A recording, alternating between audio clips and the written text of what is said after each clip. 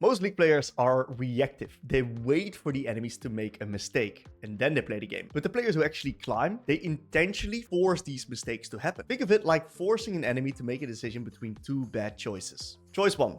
You contest the cannon, you get the creep and the gold, but you also get traded on. Choice 2, you drop the cannon, so you drop the gold, but you also don't get traded on. It's a lose-lose scenario in that case. So today I'm breaking down 5 skills that do exactly that. Force the enemies into a mistake that you can punish instantly. And if you apply these, I can guarantee that you'll climb faster than ever before, because some of these skills are absolute game winners. They can turn a game on the spot and will allow you to get that sweet LP. Let's jump straight into the first example. The first skill I like to discuss is one that I like to call mental signaling. It sounds complicated, it isn't at all. Let's just jump straight into the example. I'm playing LeBlanc versus Ahri and I've taken a pretty good trade. So I'm in a really good position in the lane. Now I want to of course extend this lane position and really break through Ahri. And the way that I do that is either by denying her a lot of minions, forcing her onto a bad reset, or of course solo killing her. Now, solo killing her is of course the ultimate goal, but it's not that easy, especially when you play versus a player that is somewhat competent. This Ahri still has flash and she has E up. Of course, you got to keep in mind that if you play LeBlanc and you jump onto Ahri and she can charm you, your W damage actually completely gets negated. So it's actually not that easy right now to kill Ahri. So what I'm doing right now is I'm gonna be playing a psychological battle with her, because her dying is going to be forced to be her choice. Either she takes a really bad reset, loses a lot of minions, or she's going to die onto trying to get these minions. So what I do very intentionally is I step up onto these minions dying to contest her on last hits. This is going to force her to make a decision. Am I going to risk dying or am I going to get the minion? And the longer I can extend this process, the more minions I can deny her and the more lane control that I actually get. You see that I'm very intentionally going in onto this minion. I'm not always using my spells on this minion because that would mean that all my threat is gone and she's still in the tower, so she wouldn't be under any type of threat. Now what I realize is that I'm going to be reaching level 6, okay? So I have consistently contested her right here as well onto these last hits. Every single minion I've been contesting her on. And that signals to her that I am going to look to trade onto her. My body language shows that to her. But right now, I know that on level 6, I get an extra dash and I've got more range to play. But I really want to draw her out into the field and I don't want to make her scared. Because if I make her scared, she's going to be anticipating me jumping in on her, right? And with her anticipating it, it might be really easy for her to charm me and then escape because she still has flash. So my mindset is, okay, I want to make her feel safe. How do I make her feel safe? Look at what I do on these minions. I do not contest her on this one. I do not contest her on this one. Because I know intentionally that if I contest her on these, right, she's going to want to try to get the cannon as well, right? Otherwise, she's going to feel scared. So I now intentionally walk back. I allow her to get in out attack range or Q range of this cannon. And the moment the cannon actually dies, that's when I send it with my spells and I actually get myself the solo kill. And the reason why this was eventually guaranteed was because her mental energy wasn't spent onto anticipating me diving in, plus it was focused on killing this cannon minion. So me diving in at this time overwhelmed her, she didn't know what to do, and that's why I got the kill, even though she had flash, even though she got E. So first I was signaling very intentional, I'm gonna trade onto you energy, and then the moment I actually wasn't going for it at those times because it was dangerous, I was just denying her the creeps, and the time when she actually went for the creep, that's when I backed off, I gave her safe vibes, and that's when I actually went in. So I signaled wrong intentions towards her, and she completely fell for it like a block. And from this point, the lane is unplayable, of course. End of review. The second skill is the one that I use all the time. Like throughout the entire game, I'm doing this. And this is what I like to call baiting out enemy spells. Very simple, but we're going to go a little bit deeper on how do we actually do that in such a way that we can get these good quality, consistent results that we all love. Now, I'm actually playing versus a really good player here, but this works even better versus players that are actually worse than your skill level. I think this guy hit rank 1 this season, but this works extremely well if you're playing against someone who's worse than you. You're going to get insane leads in the lane with this. So I do this every single time. What I do is I intentionally move in such a way that I bait out the enemy spell, and then the moment the enemies have no spell, it of course becomes really easy to trade onto them. You see this Q, she can't hit me back, and I get a fantastic hit onto her. So I move to the side here, dodge out their Q again, and we have another beautiful trade with my Q, and I'm just slowly seizing control of the lane with this movement and spell usage, okay? Very intentional, really good trading. Now let's talk about how do I set up these positions that this can actually happen consistently. The way that you do that is with your movement, okay? You gotta always be having an idea of what the enemy's range is, the enemy's spell range. This is about Orianna's Q range, okay? And what you gotta keep in mind is that my Q range, my threat range is a little bit shorter. So I'm always gonna try to get in range of my Q.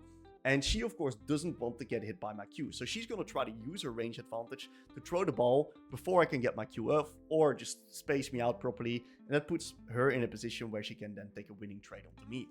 So what I'm doing is I'm very intentionally acting as if I'm going to now Q her. And you see that with how I'm positioning my character. I'm clicking into her. You see that right here is the click. Otherwise, the click would be right there. And I'm right now opposite towards Orianna. Then you always want to envision the counter tool of the enemy, the spell that you're trying to bait out. In this case, Orianna's Q is like this, okay? So if this is her Q direction, this is the vector that she throws it in, you want to be clicking 90 degrees opposite to this angle. Because if this is the line that she's going to throw it in, this is going to give you the highest chance of dodging out. I want you to keep this in mind. And you see that the moment I see her spell come out, which is right here, I click immediately away from the spell, which allows me to dodge it. So it's not exactly 90 degrees, but you get like the idea. And I dodge out on the spell, and this allows me to now step up aggressively. I'm very intentionally trying to punish the enemy cooldown, and that leads to me getting a really good trade. Now, next position here, she gets a Q back up.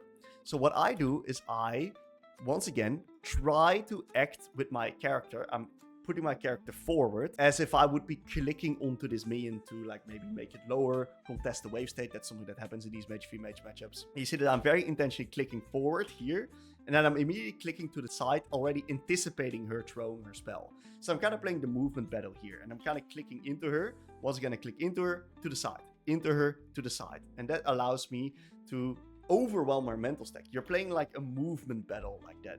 It gets extremely fun towards the higher ranks when the enemy players also know what they're doing, because then you're like actually playing League of Legends a layer deeper. You're playing a psychological game. That's kind of what this game is all about. And also when you see like interviews with Chovy, what is the most thing that you respect about the enemy laner? It's how they play the psychological battles in the laning phase. It has everything to do with your movement and how you respond to that as the enemies. It's the same with like boxing or like MMA, right? What happens is that a lot of these players, they don't just look and react towards what the enemies do.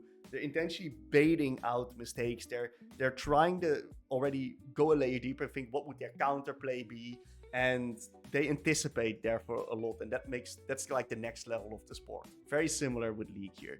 Do this, and if you watch one of my VODs on my, for example, Mysterious Local YouTube channel, I post a lot of gameplay on that. You see me do this every single lane, all the time, just to fuck with the enemy opponent. And it works so often.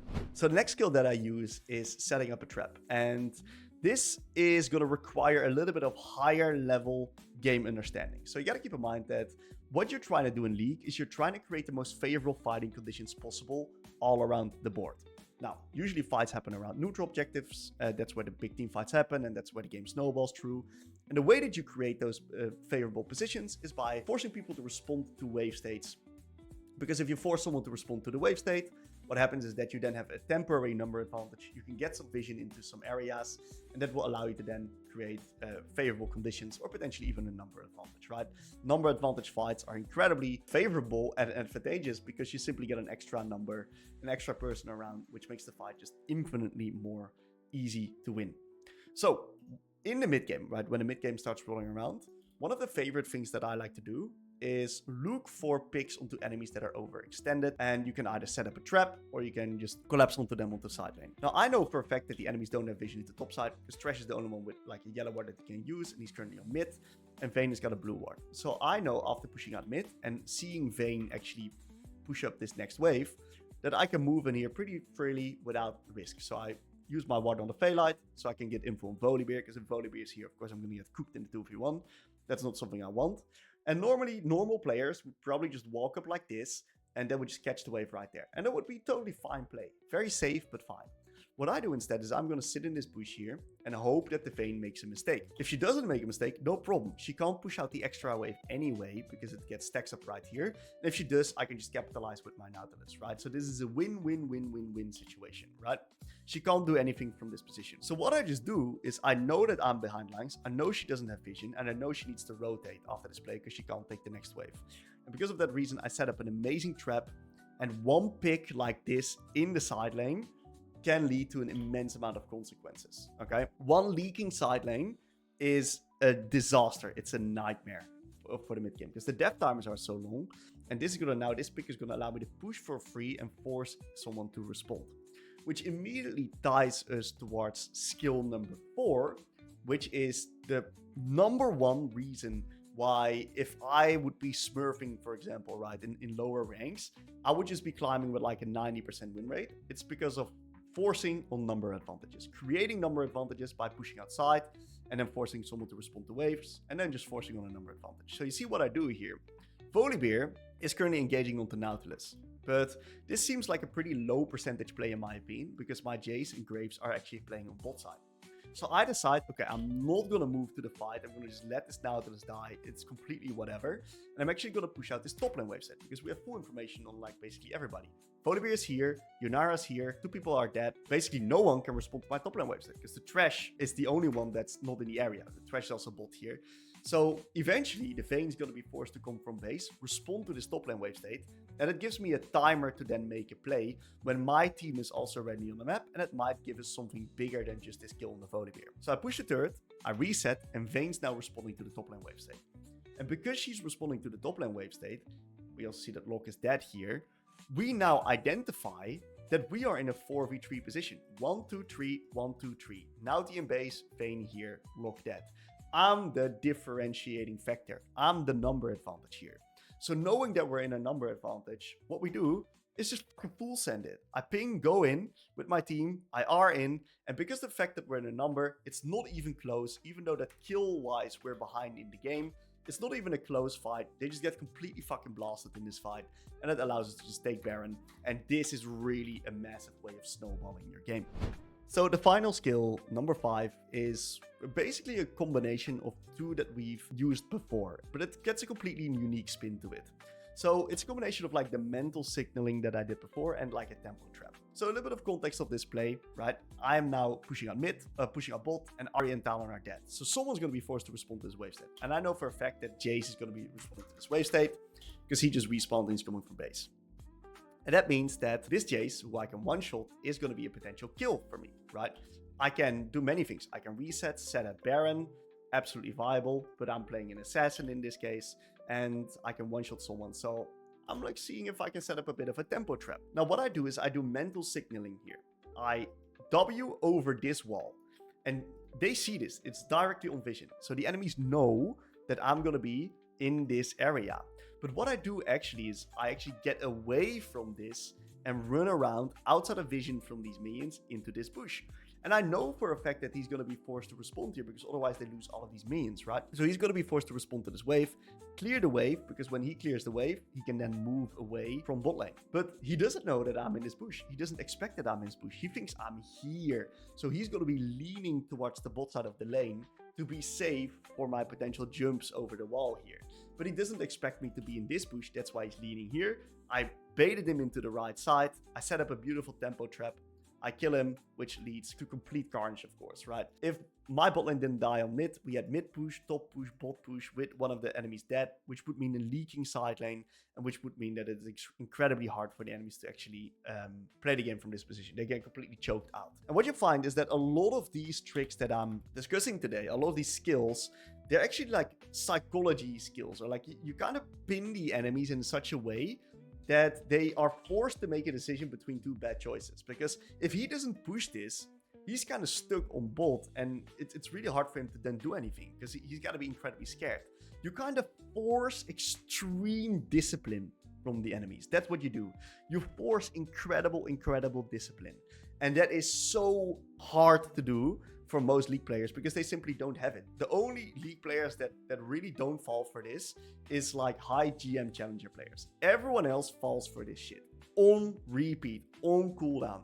they fall for this shit. All of these, baiting out spells, setting up traps, this works all the way until like high Grandmaster. That's when you can still do it, right? Like I mentioned, I did it versus that other guy who hit like rank 1 this lit. You can still do it, but you gotta just be a little bit more nuanced about it. You can't do it all the time, otherwise your patterns are gonna be too obvious. League, at its highest level, is actually a psychological game, guys. And that is also what makes it so incredibly fun at the highest level. And that's why climbing is also so incredibly fun. Now, if you can apply these skills, I can guarantee that your climbing League is gonna be a whole lot easier. But climbing in League isn't about just applying a few skills. It changes at each rank. So if you want to know how to climb at each rank, check out this video right here. Thank you all for watching, guys.